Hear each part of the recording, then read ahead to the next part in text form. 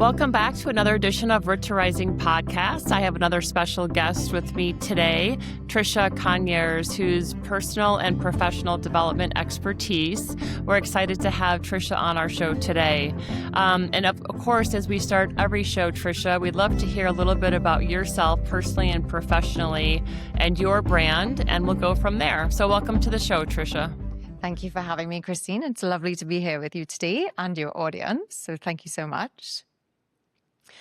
So a little bit about myself. Well, I am a personal and professional coach. I work predominantly with women, and that has come after a long career in the professional space, in the organizational development world. I spend the majority of my career with a boutique change consulting firm out of Houston, where we worked with organizations to basically level up their performance and their results.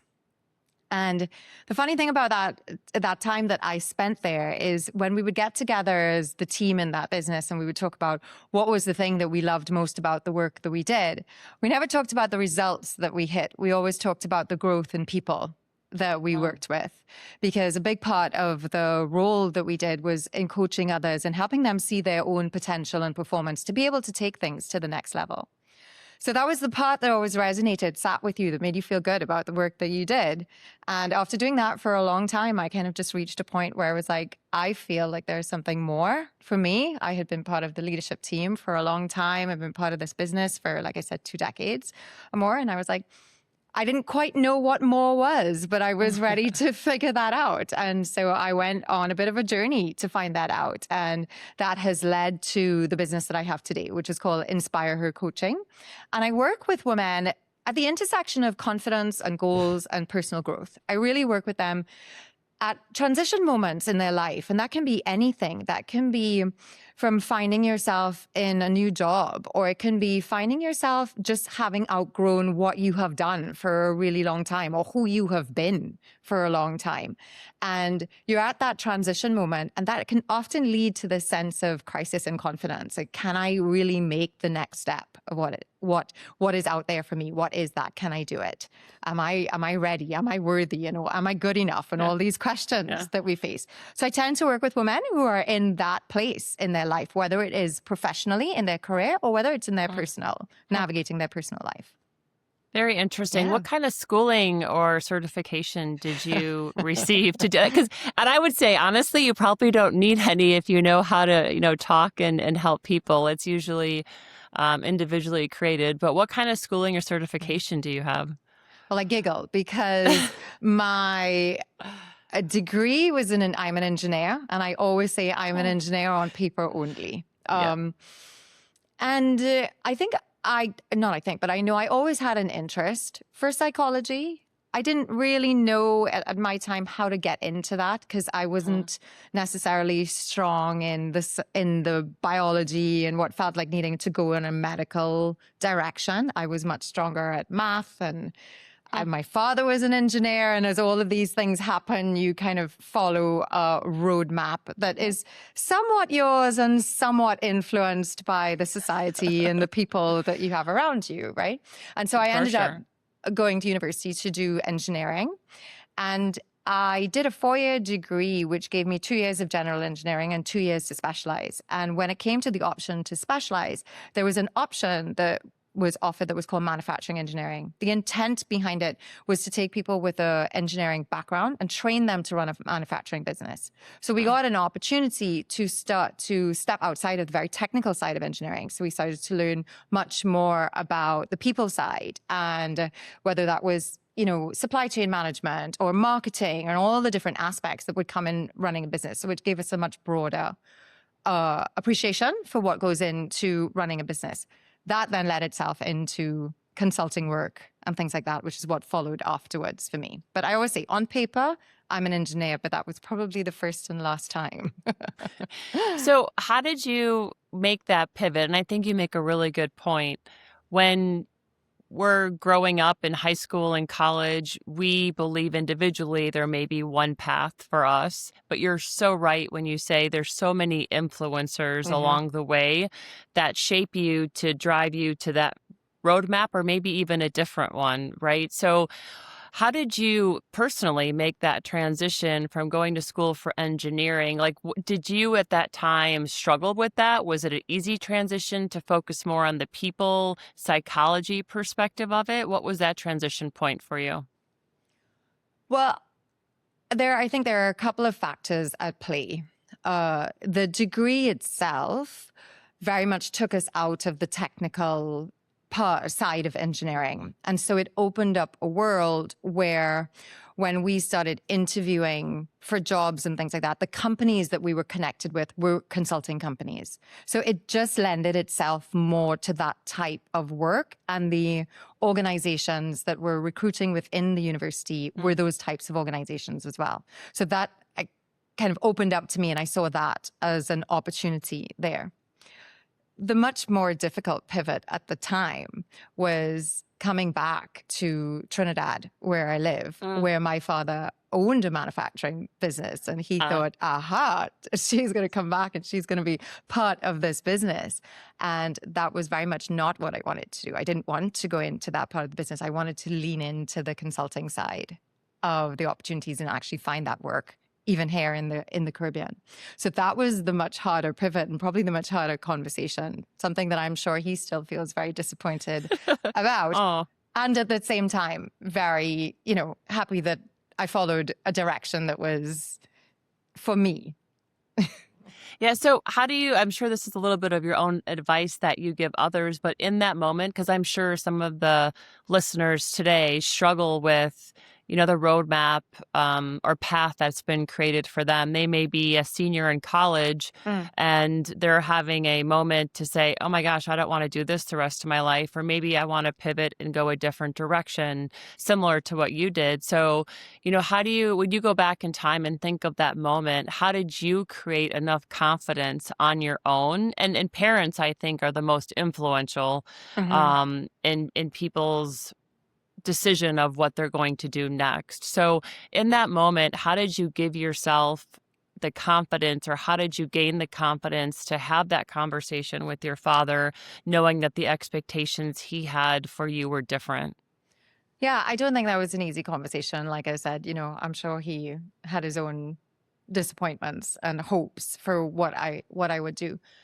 I think for me, it was about knowing my strengths and knowing what I was good at and what I enjoyed doing. I had the opportunity in that degree to start to discover lots of different pieces of things that I enjoyed. So I had much more information about what lit me up, what I enjoyed doing, what I liked doing. And so the conversation was more grounded in what I felt I could be good at and what I felt that I could do well. And that that allowed for more encouragement and support because it was grounded in something that I believed in and that I knew that I could do, as opposed to trying to force fit myself into something where I didn't feel like I could do that or I could do that well. But I think the other thing that I would add to the question that you're asking is nothing is ever wasted, right? Every opportunity that we have, even if it's not something that fits right away, is never something that's wasted. We take something from that. We learn some skill from that. We make a connection from that. We have some kind of opportunity or some experience or some discovery that we take with us. It's all the foundation of who we become, right? And who we're growing into. So it's not about getting it right. It's just about giving it the chance. If you give it the chance, you're like, this isn't for me, then okay, I'm taking that with me and I'm taking something with me and I'm moving on to something else. You don't have to be wed to it forever. Yeah. And nothing is wasted. We're kind of taking it all. It's all nurturing us and building us into whatever path we do have to follow, right? Or whatever path we're called to follow. That's such great advice, because a lot of times women are so afraid of failing, or people in general are afraid of failing.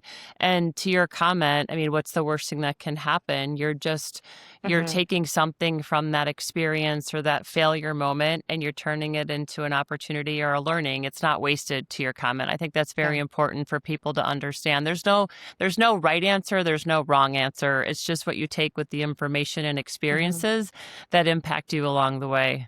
So I Yeah. think that's a very good quote. So maybe walk us a little bit through, you're now into your consulting world and you're evolving into that new journey for yourself. Maybe walk us a little bit what that looked like, barriers that you had to overcome, how established yourself into what you're doing today. Mm. Yeah, thank you. It's such an interesting question because when I look back at those decades, for a start, they don't seem like they were that long ago. They weren't. They were just a couple years ago. I know. They're really not that long ago. Exactly. I was so lucky to have bosses and mentors who saw potential in me at every point in time. They created opportunities for me. They saw potential in me that I didn't necessarily know or see in myself yet. They could see a glimmer of something that I liked, something that I did well. They created more space for me to do that. And I really had an incredible career that just gave me the opportunity to take it in the direction that I wanted. And I had the opportunity to pivot that career many times as well, from doing frontline consulting work where I was working in the organization, implementing new ways of working, to the latter half of my career where I moved internal and I was responsible for all of our learning and development and shaping our learning culture and training others in our own methodology. So I had many opportunities to find the things that I really enjoyed, facilitation and coaching and designing learning experiences. And it was always open to me. So I have to say that, that has very much made me who I am and gave me all of those opportunities. And then, like I said, there came the moment where it was like, okay, well, and now what?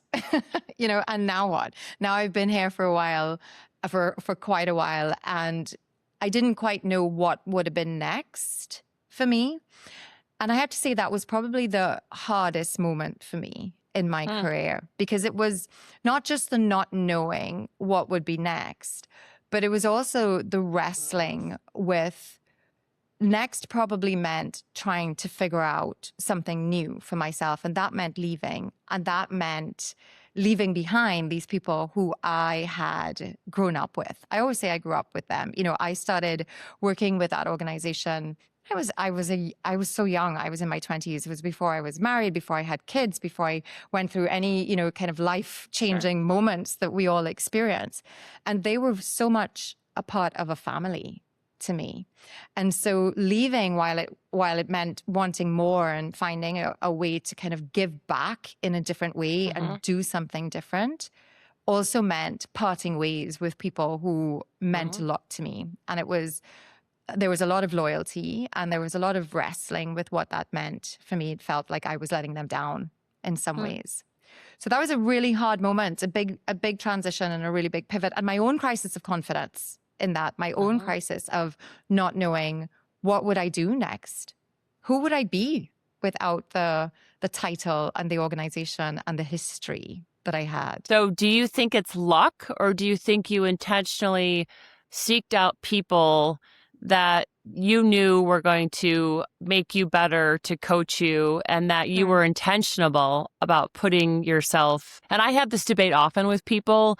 Is it luck or is it intentional that we put ourselves around people that we know will make us better? That is a great question. I'm going to say both. A blend of both. I can definitely think of times in my career where it was intentional, where I asked for opportunities, where I saw things, where I wanted to pivot, where I created spaces and made propositions for what I could do. And I think in the days where I was greener and younger and fresher in the roles, they really saw opportunities and potential in me that I didn't quite see as yet. And so they put me in places and gave me opportunities to try new things that I didn't even know I could do as yet. So I think it's a little bit of both luck and intention. I think you have to have intention. You have to go after what you want. You have to ask for what you want. And as women, I often find that we wait for the permission for that. We wait for the opportunity to come to us and be given to us, and we don't go after it. And we have to ask for what we want. We have to, the answer might be no, but my husband loves to say it's a idiom in our house. If you don't ask, the answer is no anyway. If you didn't ask, the answer was already no. You didn't have it. So ask for what you want. Like, what's the worst that can happen? They might say no, but that was okay. Yep. Yeah, I find it fascinating. I have a lot of women that I mentor and coach, and they'll come to me and say, well, I've been waiting for this promotion, or I've been waiting. How come I get, passed up for the next role? I'm like, well, have you asked for it? Do people know that you want the role? Right. And I think men and women are a little bit different of how they are proactive in terms of communicating what they want. It's almost that they feel that they shouldn't be asking for it, or they have to wait until it's a reward or deserved versus saying, I'm ready, I want this. There's nothing afraid of that. Yeah, absolutely. I agree with you. And I see it really often in my work as well, whether it is family stories, cultural stories, workplace stories, even societal stories that tell women that they need to hold back, that they need to, wait for things to come for them, not ruffle feathers, not be too bold, not be too brave, and everything will happen. Just trust it and it will all come together, as opposed to actually taking some accountability and going for it. Make it happen. Yeah. And I don't think that means that I often get into this conversation with women though. If I do that, am I arrogant? Have I lost my humility, which is something that's an important value to me? And I don't believe that. Asking for what you want doesn't make you not humble. It just makes you, being brave doesn't mean you're not humble. Being bold doesn't mean you're not humble. You can be brave and bold and also carry yourself with the grace and humility with which you would like to be seen. They're not opposites of each other. So maybe with that, we can go a little bit into what you do, the type of coaching and personal and professional development, because how do you teach that? Like, we're ingrained with this way of behavior for whatever reason, if it's culture, if it's family, if it's religion, who knows, environment. There's 100 different factors that make us who we are. Like, your job to me seems very challenging because it's very hard to change people of how they, are built internally.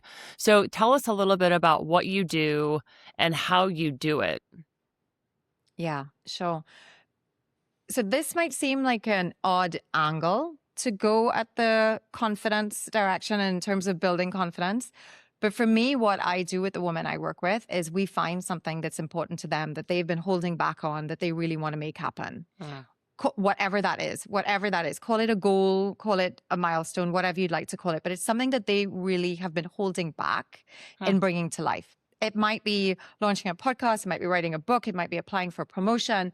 But when we can put something in front of us, it gives us the opportunity to start to make decisions toward that thing, as opposed to this drifting through life, kind of whatever is happening, we're just kind of going in that direction. It's we've now set our sights on something that I really want, something that has been on my shelf in my mind for years and months. I always wanted to make that happen. I always wanted to do this. It's just not the right time. All the different excuses that we have for it.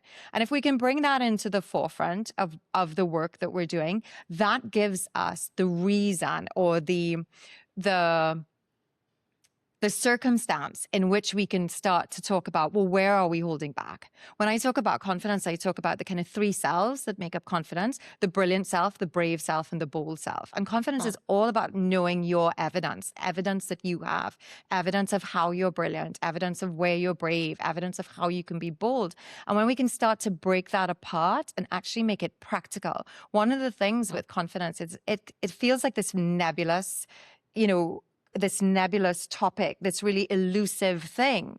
But it can be very practical if you know what's inside of it. And when you know what's inside of it, you can take really specific, small actions that help you to nurture that side of yourself. And as you do that, as you're taking those actions and you are taking those steps to nurture your brilliance, your bravery, your boldness, all of those things, you're collecting more and more evidence and you're building more self-trust. And as you build more self-trust, you are more encouraged to go after not just the goal that you set in front of you, but even bigger goals beyond that, because you know you back yourself. Yep. So the point of putting the goal first is to have a reason to show up for yourself, to back yourself, to prove to yourself that I can do it, that I'm going to go after it. And so that's kind of, like I said, it might be in a funny angle to go after it, but we don't No, go it's after great. it directly. Makes it real. But we go, yeah, exactly. Do women know, do they know what they want? Like, do they have a hard time when you ask them that question? Do a lot of them know exactly what they want, or do it take some self-reflection to figure it out?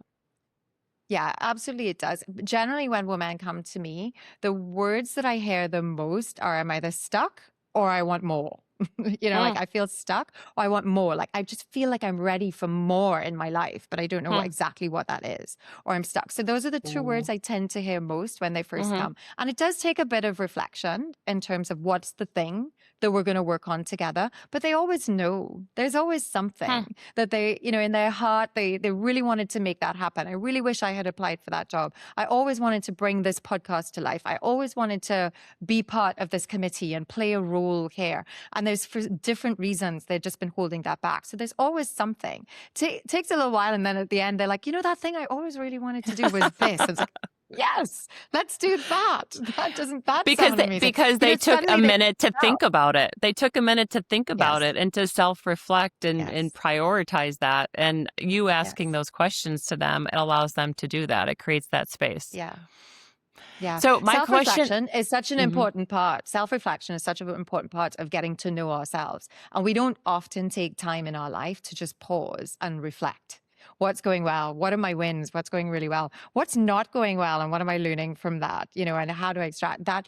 It's such an important practice that tends to just get overlooked. Can you share some of the questions you ask people to ask themselves when they're self-reflecting? I think it's also important for it doesn't matter what age you are. If you're just graduating college, if you're, an experienced professional, maybe looking for a change, but what questions, maybe more general questions, do you ask people that you're talking with that it triggers some self-reflection? Mm-hmm. One of the ones that I love the most is the smallest win. It's what's gone well, but why? What is it about me that made that thing go well? So it's not just, I navigated a really difficult moment at work. That was the win. But what was it about me that made that happen? Because I did it with calm, or because I was well prepared, or because I really showed up with curiosity and wanted to listen deeply to understand what was happening. So in that, you're not just celebrating and acknowledging the win, the thing that went well, but you're also really noticing about yourself. What is it about you? So it's building your own brilliance, right? But nurturing yourself from the inside out and learning about that. So I love that question, and really getting people to think about what is it about me, not just the win, what's not just the thing that I'm grateful for, but also what was it about me that made that happen. So that's the main one that I use. And in fact, in my coaching groups, we share every Friday, we chime in with a win, a fail, and a learning. We're trying to normalize the conversation around things not going well as well. This was my fail this week, and this is what I'm learning from that. It doesn't define me. It's just an opportunity to learn from that. So the win, the fail, and the learning is something that we share every week in our coaching groups as well. So those are 3 questions that we use all the time. Those are great. Yeah. And we don't have to be perfect. Yeah. We're okay. We're allowed to make mistakes, right? We're allowed to fail. And it's just, we're all human. That's the human experience. Exactly. That's right. So confidence, to go back to that word, maybe describe what confidence means to you and what you hear from others. And I'll give you my perspective. I struggle with the word because I feel that the only person that controls your confidence is yourself. No one hands it to you on a silver platter to say, okay, here's 5 pounds of confidence, go with it today. The only person that can control the confidence is what you individually want to feel proud, confident, and have courage and be brave about. So maybe describe what the word confidence means to you, and then talk about a little bit of when you talk to people how to gain confidence, how you do that and what that means to them. Yeah, I love the question about defining confidence, because even in writing a book about confidence, I don't think I have defined confidence. I think confidence is incredibly easy to recognize and very hard to define. in some ways. Agreed. It's multifaceted. It's very multifaceted. And the word itself, even if you look it up, it depends on the context in which you use it. So some people talk about confidence as belief in their abilities and their skills and even the resources that they have. I feel confident that I can make this thing happen for whatever reason. Or they talk about confidence as a certainty. Like, I feel confident that I can do this. I feel confident that I'll be successful in this. Or, they talk about confidence as a sense of optimism. I'm confident that this will work out well, or, a sense of trust or optimism. So there's so many different ways that the word is used. We get it when you say it in a sentence. We get what we mean, but the real definition of confidence depends so much on the context in which we're using it. With the women that I work with, I tend to hear a lot the definition of it's a feeling, a sense of certainty, a feeling that I'll be successful. And then I hear it is confidence means I have the courage to take action. So it's that side of, so one side is a feeling and one side is more of an execution. Those are the two definitions I tend to hear the most. But it's something they feel that allows them to do something next, right? And again, it's just such a fascinating word to me, because everyone says to me, oh, how do you have the confidence to speak in public? Or how do you have the confidence to do a podcast? I'm like, to me, it doesn't even, I don't want to say it doesn't mean anything, but I just do it. Like, and it's just interesting, different people's perspective of what they think confidence is. And maybe talk to us before we transition to talking about your book do you think that you could have, because I do it, faux confidence? Like, sometimes if I have to walk into a meeting and I have to deliver something, I'm going to fake it. If people know it or not, right? In the inside, I may not be totally have that feeling, but I'm still taking that action. So do you think that there's a difference of faux confidence and true confidence for someone? I don't know that I would call that faux confidence, to be honest. I think fake confidence people see through. Right? I think fake confidence, it lacks authenticity. It's not who you are. You can tell they're performing something. It doesn't feel right in their own skin. It comes out in the words that they say, the reactions, the way they move their body. It shows, basically. So that fake it till you make it, I don't know that really does anyone any good. What you're talking about there is I might feel self-doubt, but I'm still going to take this action anyway. Right? Like I recognize that it's there. I may not feel 100% certain about everything, but I trust myself to navigate through this, and I'm going to take action anyway. Right? So it's taking control of your own thoughts, that doubt, anything that might be going through in your mind, and deciding to do it anyway. And I think that's the difference. That's the real difference for me. It's the decision to take action anyhow. I may not have it all perfect. I may not have it all figured out. My voice might still tremble when I stand up to make a presentation or whatever it might be, but I'm going to do it anyway. I'm going to take a deep breath and I'm going to trust myself to figure this out and keep going for it. So to me, that's not faux confidence. That is about knowing how to manage your own self-doubt and your own inner critic, and you to be in control of that, not to let that be in control of you. Yep. You are in control of your thoughts and you're in control of what happens. So to your point, nobody can give it to you. It's up to you to decide to take. And the person who is most likely to try and take it away from you is that inner critic running in your mind that's telling you, you're going to fail, you're going to look silly, you're going to mess this up, and whatever it is. You can choose to listen to that, or you can choose to say, no, I'm going to figure this out and I can do this and I can take control of those thoughts. So I agree with you. No one is going to come and hand it to you on a platter. Yeah. And it isn't something that just arrives, right? It comes from repetition. It comes from practice. It comes from messing things up and realizing that, hey, I didn't die in that situation. It didn't go completely pear-shaped. I survived. I learned something. And the next time I would do this differently. So it comes from the repetition. It comes from, that's the evidence that we talk about, capturing the evidence that I made it through that. May not have gone the way exactly that I wanted, but I learned something, and next time I would try this. Or it went really well, and next time I would do this again. So it's capturing the evidence. That's at the heart of confidence to me. And we, as women, we so quickly overlook evidence. We minimize evidence. I hear it all the time. People will say they will downplay the thing that they did well. Oh, I was just lucky. Even I said that to you earlier today. Well, maybe I was lucky. I had the right bosses, right? Yeah. So we downplay it so naturally and so easily, as opposed to own it and claim it. And why do we downplay it? Why do we do that? That is such a great question. I'm going to have to give that one to the neuroscientists and the psychologists that are out there.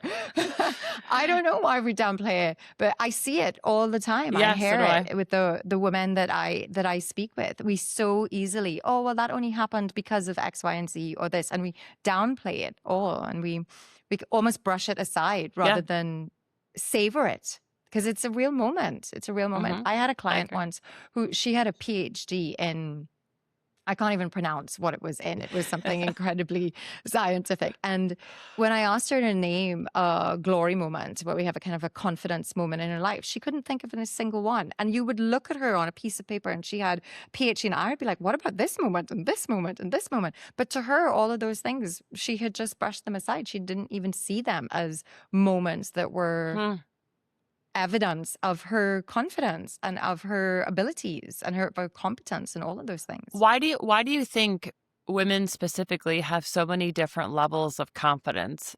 I mean, like, to your point, this woman had a long piece of paper that, to you, she had the credentials that she should have had the confidence in that glory moment, but she didn't feel that. So I see my daughter. So, for example, there's so many different levels of confidence. Let's call it 21, 22, just graduated, and they all are asking, how do I go into an interview? And I see someone from most confident to, this woman is, to the worst, the least. Hands are sweating. She doesn't know what to say. She can't put the words together.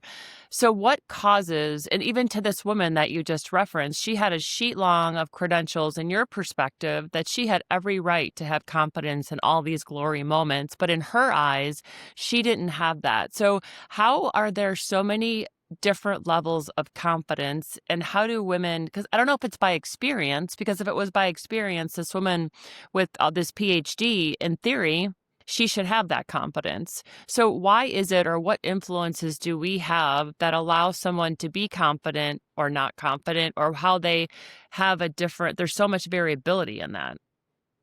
I'm going to come back to the point about evidence. I think for many of us, things happen, we collect these things, but we don't actually stop to reflect on what do they mean about us. So when I said about that question, what is the win and this, and what does this say about me? It's kind of like, this was the win and I moved on. So I collected the accolade, I collected the achievement, I collected the acknowledgement, I collected the certification, the degree, whatever it is. But I didn't stop to think about what does that story tell about me? What was it about me that is the reason why I was able to make that happen?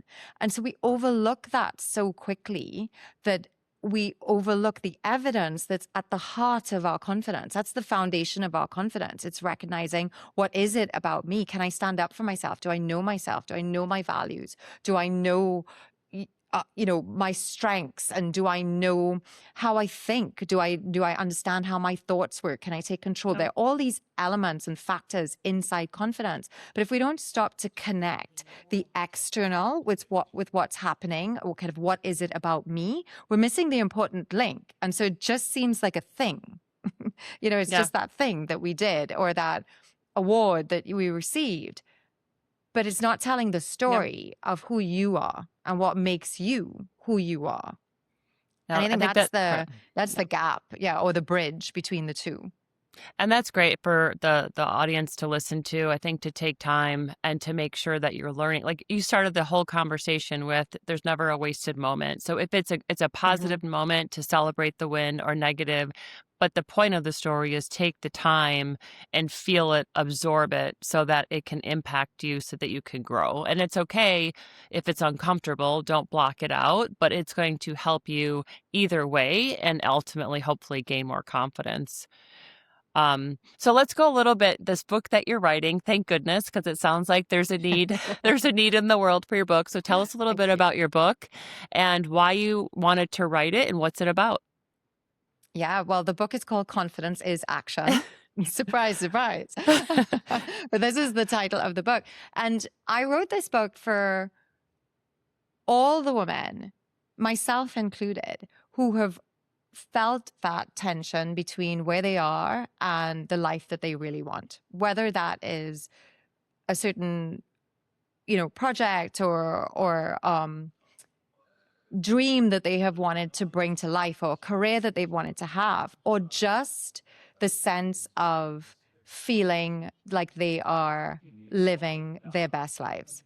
Matters not whether it's, something tangible or just that kind of Yep. feeling, but I've written it for all the women who feel the tension between who they are today and that person. I always say it's that person that is you. They're standing just in front of you and you want to step into them, but there's something holding you back from stepping into them. And I just want them to know that it's all accessible to them. I want them to know that they already have a foundation of confidence they probably have been overlooking in their life, that it is there and you just have to find it and recognize it, and know that confidence is something really practical that you can practice day to day in your life. You can understand what makes it up, and you can do it. And what's really interesting about this book as well, so yes, there's a model and there's the old practical side and, and the myths behind confidence and all that wonderful stuff. But there's also 8 stories from women, just like anyone who is listening. When I want to say like the woman who is just you living her life, and it's her story about how she has been working on her confidence. And it was really important to me in the book to feature women who are just your next door neighbor, to say, not the people who feel so far removed from you, like the CEO of Fortune 500 companies, or movie stars, and all of these people who feel like their life is so different from yours. I wanted women to tell their stories who are just like you.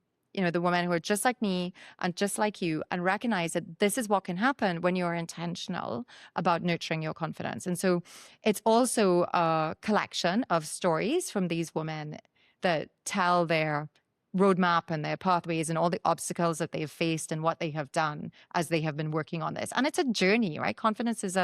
Working on your confidence is a continual journey. It's not a destination that you reach, that you constantly work on it. And they are proof of that. So, sneak peek in the book, were there any common themes of the 8 women that you interviewed? Were there any common themes that you heard throughout those stories? Yes, absolutely. I'll quote Laura in the book. I think she says, confidence is not about being fearless. It's about learning to fear less. And I just thought that was such a great theme, because the truth is we all face fear. Yeah. We all face self-doubt. We all face whatever it is that we call fear, whether that is the comparison or imposter syndrome, all these different names. Ultimately, what's behind that is our fear of doing something different, our fear of being seen, our fear of being judged, our fear of being visible, all of those things, taking a chance, failing. And it's about not letting fear lead. It's about you leading and you having the courage to just take one small action and to just keep working your way through that. So it's not about letting fear lead. That was, I think, one of the biggest themes in this story. So it was beautiful. I love it. And it makes it so realistic and tangible when it's just that one thing you have to do. Like, I think confidence becomes so overwhelming, and it's like, it's even, the hardest thing that you can accomplish. You don't know where to start, but just break it down and make it simple. I think those are great tactics to share. So when does the book come out? Yeah. So the book comes out in September, Awesome. early September. It's good. So that's coming soon. Coming soon. It's been very well, this exciting. is a preview to it, so I'm glad that you were able to share it, and I thank you for sharing it. So, any last words you would add to the audience, knowing that the Root to Rising podcast is truly to help women gain confidence, however that definition means to them, in any way, shape, or form, and really help them drive to their true happiness, their purpose, and learning from these experiences we hear from each other. So, any last last words of advice that you'd give anyone listening today, of any age, really? Yeah. I mean, one of the things I would say, and that I have witnessed firsthand, is when a woman kind of fully owns unapologetically herself and her life, she lives and moves in a different way. And she's not the only one that benefits. That ripples out into her life and touches so many other people around her. I have seen the firsthand, what I call the ripple effect of confidence, touching your family, the people that you work with, even out into your community, and people that you don't even know. They see it in you. So when you can step into that version of yourself, you are doing something great, not just for you, but for so many others around you. You're giving other women permission to do the same as well. And I think that's an incredibly beautiful thing that we can offer to each other. And so that's on the big scale. That's at the meta level. At the smaller scale, what I would say to any woman listening is practice building your evidence bank. Know what your evidence is. Practice answering that question. This went well because I am. Build your own evidence of what it is that is the foundation that's building your confidence. Capture that evidence, capture those wins, capture those learnings, all of those things. Be self-reflective and find that for yourself, because that is what is giving you the courage to keep taking action when you have that evidence of successes and navigating resilience. It's evidence of your grace and your grit, and that's what is going to make you great. I love it. What great advice, and a great preview to your book coming soon, which we will put in the show notes. So make sure that you listen for that September launch. And Tricia, this was a lovely conversation. Thank you for having me. It was brilliant. We appreciate all your input on confidence, and we are so excited to hear about your new book that is launching in September of this year. So once again, this is Root to Rising with Christine Hummel. This is a platform that's been created for women to share their stories and experiences, for other women to listen, learn, and to find their true happiness and purpose.